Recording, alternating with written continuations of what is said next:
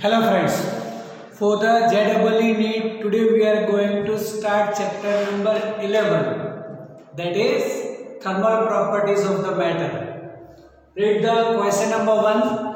On observing light from three different stars P, Q and R, it was found that intensity of violet color is maximum for P spectrum. Intensity of green color is maximum for spectrum R, and intensity of red color is maximum for the Q. If temperature Tp, Tq and T are respective absolute temperature बोल रखा for P, Q and R, then conclude the above observances. That means we have to give the relation of temperature of all stars as a P, Q and R. तो देखो यहाँ पर क्या बोल रखा है हमें, for the violet colour P, मतलब ऐसा बोल सकते हैं हम कि जो भी वायलेट कलर हमें दे रखा है वो P के लिए है, मतलब ऐसे P भी लिख सकते हैं for the violet colour, and जो हमें ग्रीन कलर दे रखा है this is for spectrum R, and जो भी हमें Q के लिए दे रखा है that is for red colour. अब यहां पर इन सभी की वेवलेंथ याद करो, then we know the wavelength of red colour is maximum and wavelength of violet colour is minimum. That means what we can say lambda R is greater than lambda G greater than wavelength of violet. Okay, wavelength of violet color is minimum and wavelength of red color is maximum. Then green color की in between ही बोलेंगे. Okay, तो ये हमें याद रखना है कि red colour की wavelength maximum, violet color की minimum. And we know the Wick's displacement law, that is wavelength is inversely proportional to temperature, या फिर temperature is inversely proportional to the wavelength, मतलब जिसकी वेवलेंथ हायर होगी उसका temperature जो है वो लोअर होगा। मतलब क्या बोल सकते हैं हम कि टेम्परेचर R मतलब क्या होगा Q is less than temperature for the green colour, मतलब R it is less than for the temperature of violet colour, मतलब P। तो बोल सकते हैं कि TQ less than T, R less than TP। Otherwise ऐसा बोल सकते हैं कि temperature for P is maximum, फिर आएगा रेड R और फिर आएगा Q। ओके, तो यहां पर जो भी हमें कलर के हिसाब से कि वायलेट कलर हमें P के लिए दे रखा है, तो उसका टेम्परेचर मैक्सिमम होगा।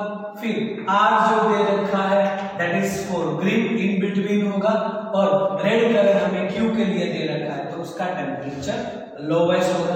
Wavelength maximum then temperature lowest. Okay, just remember the Wien's displacement law, और इस ऑर्डर में उसको अरेंज करो। वेवलेंथ एंड टेम्परेचर है इनवर्सली प्रोपोर्शनल, इसीलिए इजीली कर सकते हैं। चलो next, the coefficient of volumetric expansion alpha v is not a constant, it depends on temperature। हम तो बोलते ही हैं कि जो भी coefficient है that is depends on temperature, then variation of alpha with temperature for the metal is, मतलब जो भी हमें ग्राफ दे रहे थे उसमें से कौन सा मैच करता है कि टेम्परेचर इंक्रीज करने से how the volume expansion changes, linearly होगा या कुछ ऐसा कैसा है, तब हमने थियरी पार्ट में पढ़ रखा है। ठीक, इनिशियली अगर हम टेम्परेचर इंक्रीज करेंगे देन वॉल्यूम ऑफ मतलब जो coefficient of volume expansion increase होगा, और फिर सर्टेन वैल्यू के बाद फिर वो एट हाई टेम्परेचर कांस्टेंट हो जाएगा। मतलब हाई टेम्परेचर के बाद coefficient of volume expansion change नहीं होता है, मतलब हमारा ग्राफ जो है वो ऐसे रहेगा। अगर इसको हम नाम दे दें जैसे A B C and D, then it is C. Okay, और इसमें हमें इसमें से कोई भी ऑप्शन बोल सकते हैं, जो भी ऐसे गिवन है। चलो वीडियो पॉज करके लिख दो इतना।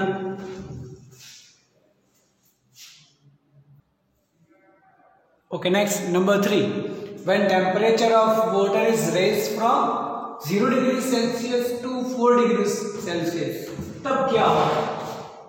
Whenever temperature of water rises from 0 to 4, तो उसका उल्टा सोचो, मतलब क्या होगा कि when the temperature of water decreases from 4 degree Celsius to 0 degree Celsius, तो हम बोलते हैं it is a case of anomalous expansion of water। मतलब whenever temperature of water decreases from 4 degree Celsius, the water molecule expand, volume increases and density decreases। तो उसका उल्टा कि 4 से 0 से 4 में क्या होगा, तब क्या बोलेंगे? वॉल्यूम डिक्रीज होगा, मतलब इट इज कॉन्ट्रैक्ट्स, है ना। एक्सपांड तो होगा नहीं, क्योंकि 0 से अगर हम 4 डिग्री सेल्सियस सोचे, देन अपोजिट प्रोसेस, वॉल्यूम जो है वो डिक्रीज होगा और डेंसिटी इंक्रीज होगी। और इसलिए तो बोलते हैं 4 डिग्री सेल्सियस पर डेंसिटी मैक्सिमम, वॉल्यूम मिनिमम। तो क्या होगा? It contracts. ऐसा नहीं हो सकता expand up to 2 degree Celsius and contracts 4 पर, या कॉन्ट्रैक्ट्स 2 डिग्री और एक्सपांड, ऐसा तो होगा नहीं। ये पूरी प्रोसेस होगी 4 से 0 में, तो 0 से 4 में ऑपोजिट प्रोसेस। क्लियर?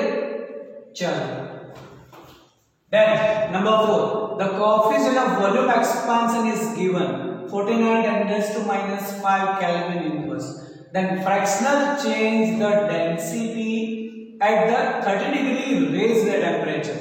मतलब ये जो हमें दे रखा है that is delta T, change the temperature 30 degree raise in the temperature, the temperature change is 30 degree Celsius। अगर चेंज है तो डिग्री सेल्सियस और केल्विन तो सेम ही रहेगा। अब हमें फाइंड करना है चेंज इन डेंसिटी, तो पहले कर देते हैं चेंज इन वॉल्यूम। तो फॉर्मूला है हमारे पास delta V is equal to gamma V delta T। Then what about the fractional change in volume, then it is gamma delta T, है ना। और वही तो करना है, फ्रैक्शनल चेंज इन इस डेंसिटी। तो देखो वॉल्यूम का चेंज और डेंसिटी का चेंज जो है वो ऑपोजिट होता है। मतलब अगर वॉल्यूम इंक्रीज हुआ देन डेंसिटी डिक्रीज होगी, वॉल्यूम डिक्रीज हुआ तो डेंसिटी इंक्रीज होगी, that is opposite, the change is opposite. तो यहां पर डायरेक्ट ऐसा बोल सकता हूं कि fractional change is density is minus of delta V upon V। और इसमें अगर प्रॉब्लम है तो फॉर्मूला हमारे पास है density is equal to mass upon volume. अगर मास चेंज रहता, मतलब मास कांस्टेंट होता है, तो उसका तो एरर होगा नहीं, है ना। अब क्या बोल सकते हैं? Delta rho upon rho, it is delta V upon V। But यहां पर according to the temperature the change in density in volume are opposite, इसीलिए यहां पर नेगेटिव रखना। Then minus, what about V delta? That is gamma delta। बस तो value तो है हमारे पास 49 into 10⁻⁵ and it is 30। तो 49 into 3 करते हैं और ये कर देते हैं 10⁻⁴। तो 49 into 3 क्या होगा?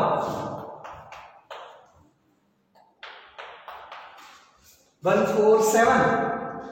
It is minus 147 10⁻⁴, या फिर 1.47 10⁻² कर देते हैं। In 1.47 that is minus 1.5 10⁻²। Okay, तो ऐसे अलग अलग जो भी ऑप्शंस के हिसाब से मैच करना है हम कर सकते हैं। बस इसका मल्टीप्लिकेशन ले लो, बाकी आंसर। चलो वीडियो पॉज करो और लिख दो इतना।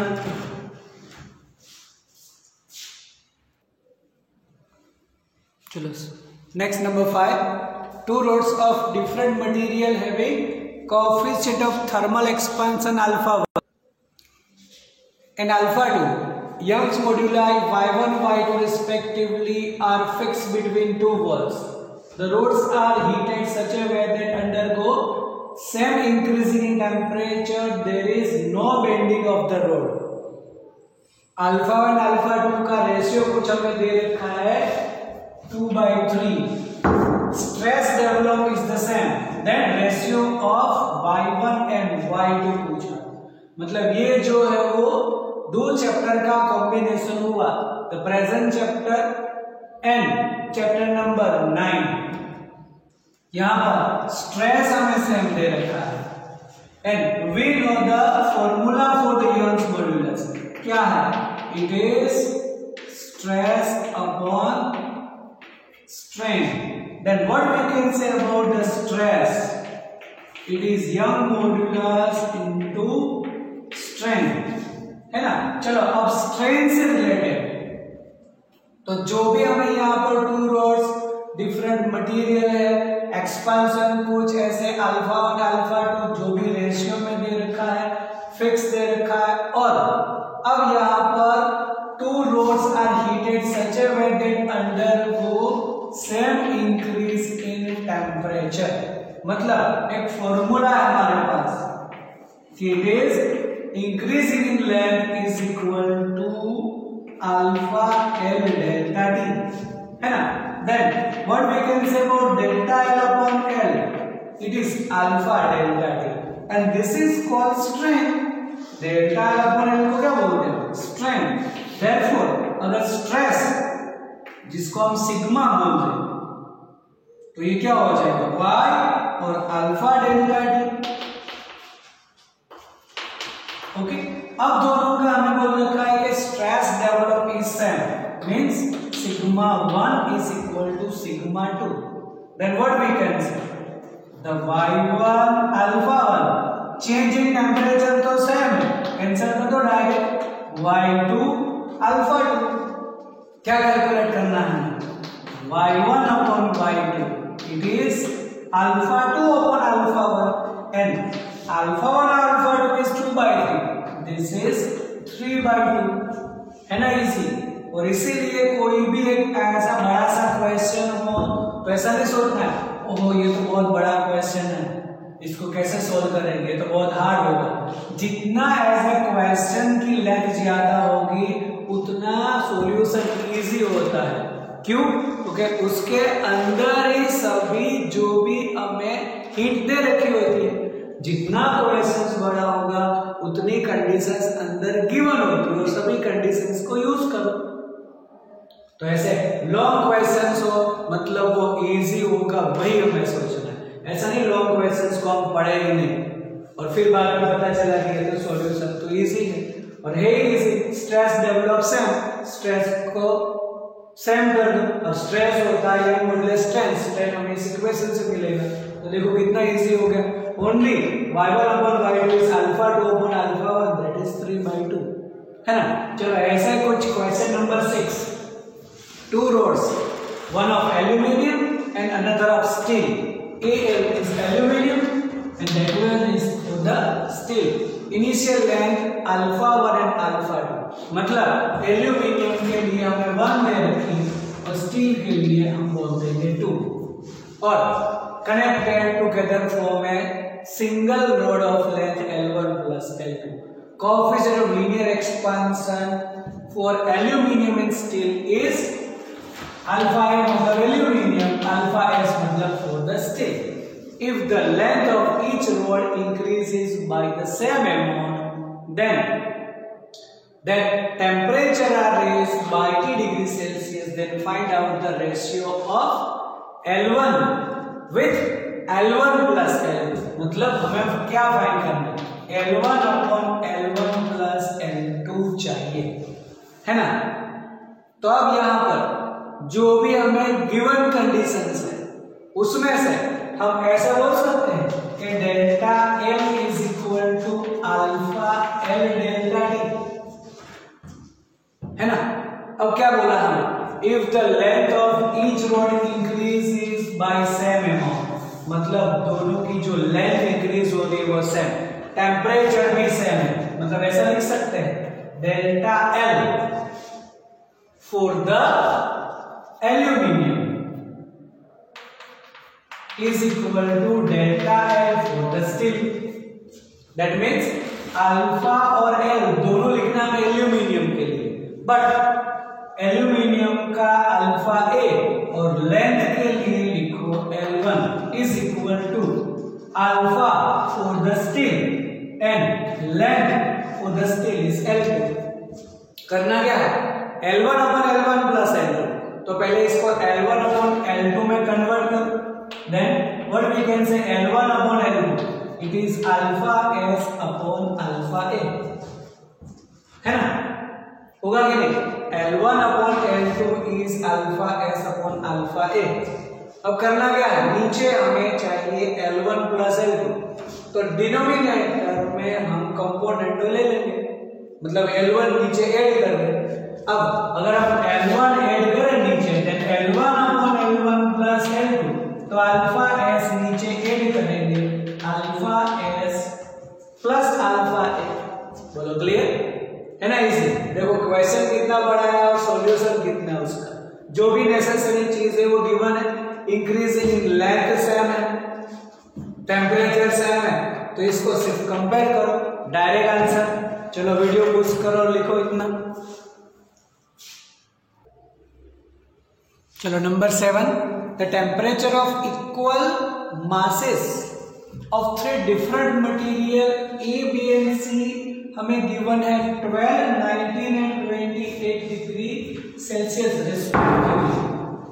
Then temperature when A and B are mixed is 16 degree Celsius. मतलब A और B को मिक्स करेंगे तो फाइनल टेम्परेचर 16 होता है. फिर B और C को मिक्स करेंगे then final temperature is 23. Then A and C को मिक्स करेंगे तो फाइनल टेम्परेचर क्या होगा. अब प्रोसेस जैसे हम कोई भी ऐसे मिक्सिंग करेंगे तो क्या होगा, एक जो है वो हीट लॉस करे और दूसरा जो है हीट गेन करेंगे. This is we can say the principle of calorimetry. This is the principle of calorimetry. Whatever the amount of heat lost by the one system, the same amount of heat gained by the another system. The principle of calorimetry. अब अगर हम पहले A और B के लिए सोचे कि चलो अब बोलते हैं पहले A and B के लिए, whenever A and B is mixed, तब उसका फाइनल टेम्परेचर हो गया 16 डिग्री. मतलब जो 12 था उसमें इंक्रीज हुआ और जो 19 है उसमें डिक्रीज होगा, क्योंकि एक जो है हीट गेन करे दूसरा लॉस करेंगे. तो सभी भी बोल देंगे कैसे, जो भी प्रोसेस होगी heat gain is equal to heat loss. Okay, तो अब यहां पर अगर हम जो भी उसकी स्पेसिफिक हीट के हिसाब से सोचे, देन ए के लिए स्पेसिफिक हीट बोल देंगे हम उसका SA, इसका SB और इसके लिए SC, the specific heat. Okay, तो चलो अब A और B के लिए सोचे तो क्या होगा, A का टेम्परेचर लोअर है इसीलिए वो गेन करेगा और B का टेम्परेचर हायर है इसीलिए वो लॉस करेगा. और दोनों का मास सेम है. फॉर्मूला क्या होता है Q के लिए, it is ms delta T, है ना. तो चलो गेन के लिए, तो गेन कौन कर रहा है, A गेन करेगा हीट, है ना, क्योंकि B का ज्यादा है. when A and B is mixed, तो यहां पर अगर हम इसको A के लिए लिखे तो यहां पर लिखना पड़े SA एंड मास तो सेम है, दोनों साइड से कैंसिल हो जाएगा. चेंज इन टेम्परेचर मतलब 16 minus 12 is equal to SB. It is 19 minus 16. समझ में आया? Then what we can say about SA upon SB? तो SA upon SB ये हो जाएगा 19 minus 16. It is 3. और ये जो भी हुआ 12 माइनस 16 इट इज ऑल्सो 3। तो ये जो आंसर मिलेगा वैसे तो हमारे लिए 1 हुआ है ना। तो ए एंड बी मिक्स करेंगे, फाइनल टेम्परेचर हुआ 16। तो एक फॉर्मूला मिला हमें। चलो ऐसे ही सेकंड के लिए whenever B and C is mixed, B and C मतलब ये, तब उसका फाइनल टेम्परेचर 23। तो ऐसे बोलेंगे कि एस बी, अब एस बी में कितना टेम्परेचर चेंज हुआ, तो बी का टेम्परेचर 19 और ये 23। तो 23 माइनस अगर हम 19 करें तो कितना होगा 4 is equal to specific for the C क्या होगा 28 से 23 हुआ, तो डिक्रीज हो गया है ना। कितना डिक्रीज हुआ 5। Then what we can say SB upon SC is equal to 5/4। Clear. अब हमें करना है temperature whenever A and C is mixed. तब क्या होगा A and C के लिए करेंगे तो A का टेम्परेचर हायर होगा है ना, और C का जो टेम्परेचर है वो लोअर होगा। अगर हम इसमें फाइनल टेम्परेचर कुछ थीटा बोल देते हैं, चलो टेम्परेचर को हमने थीटा बोल दिया है, या you can say final temperature is T। अब अगर A के लिए मैं लिखूं देन SA, और क्या होगा टेम्परेचर इंक्रीज होगा ना, तो फाइनल टेम्परेचर हमने T बोला, तो it is T minus 12 is equal to C के लिए लिखेंगे। Then what about the C, temperature जो है 28 से डाउन आएगा, मतलब it is 28 minus T। Equation आई समझ में। और ये हो जाएगा यहाँ पर SB, then SA upon A and C, sorry, तो ये C, then SA upon SC is equal to क्या होगा 28 minus T and T minus 12। अब SA अपॉन SB हमारे पास है, SB अपॉन SC हमारे पास है, हमें करना है SA अपॉन SC। तो ये जो है SB अपॉन SC में हम ऐसा कर सकते हैं SA मल्टीप्लाई करें डिवाइड करें, देन SB अपॉन SA ऐसे, और SA अपॉन SC तो चाहिए हमें। ओके, तो यहां पर SB अपॉन SA, तो यहां पर एक और चीज SC अपॉन SA तो हमें चाहिए। अब SB अपॉन SA कैसे करें, तो देखो अब फिर से अगर हम सोचे कि हमें चाहिए, हमारे लिए SA अपॉन SB तो है और SB अपॉन SC भी है, हमें चाहिए SA अपॉन SC है ना।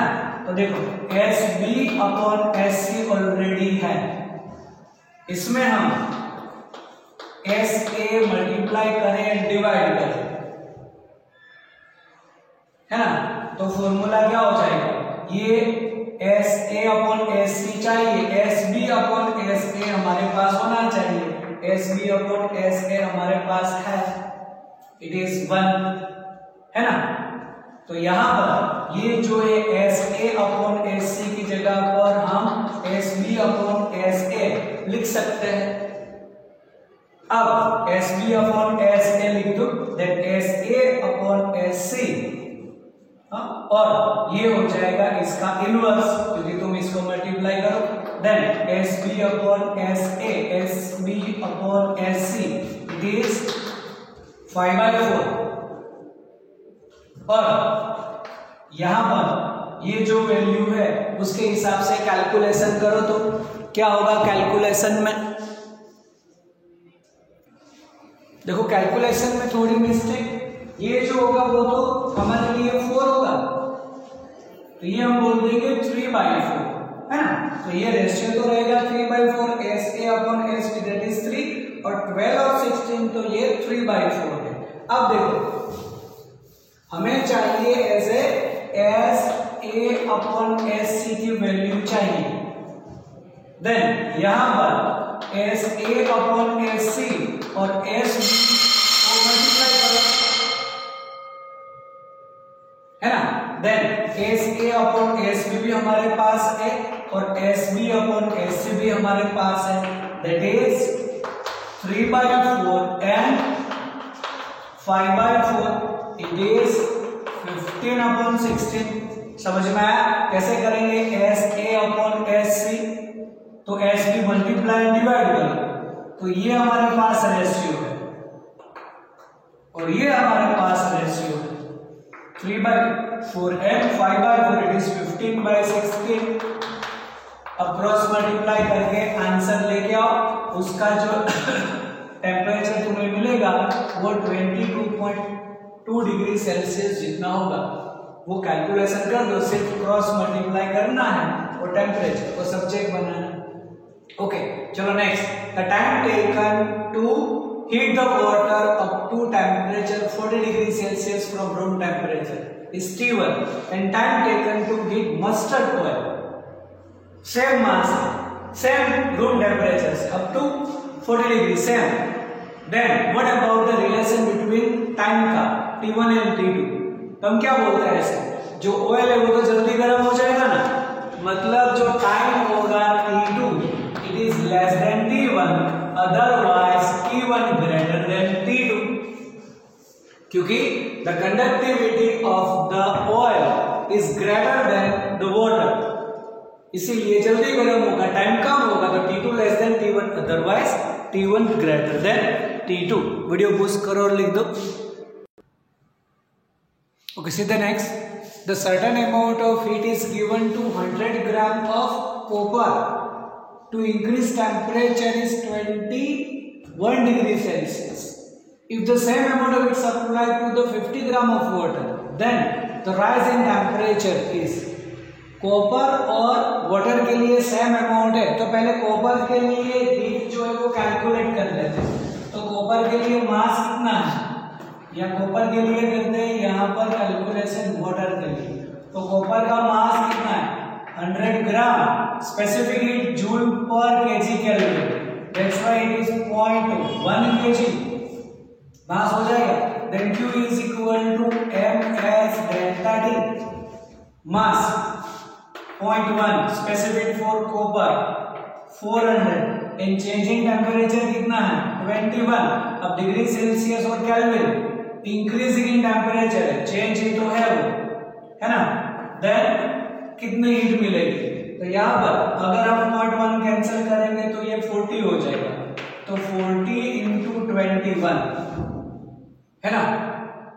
इसको ऐसे ही रखेगा, इसको कैलकुलेट कर दो, तो ये हो जाएगा जूल में। अब same amount of heat is supplied ms delta T, तब हमें चेंज इन टेम्परेचर चाहिए, then it is Q upon ms energy, तो यही 40 into 21 और मास कितना दिया हमें 50 ग्राम, इसको डिवाइडेड बाय 1000 करेंगे तो 0.05 हो जाएगा, और ये कितना है 400, है ना। तो देखो यहाँ पर अगर ये 40 ये 21, इसमें ये 0 0 कैंसिल करेंगे तो 5 into 42, देन 21 2 42। ओके, अब ये जो होगा वो 20, तो 5 कैंसिल करेंगे 4 डिग्री सेल्सियस या 4 केल्विन, जो भी है ऑप्शन में जो भी होगा वो लिख देंगे। चेंज इन टेम्परेचर होगा 4 डिग्री सेल्सियस या फिर 4 केल्विन भी बोल सकते हैं। ओके, तो सेम अमाउंट हीट है तो यहाँ पर कैलकुलेट करो, यहाँ पर यूज करो।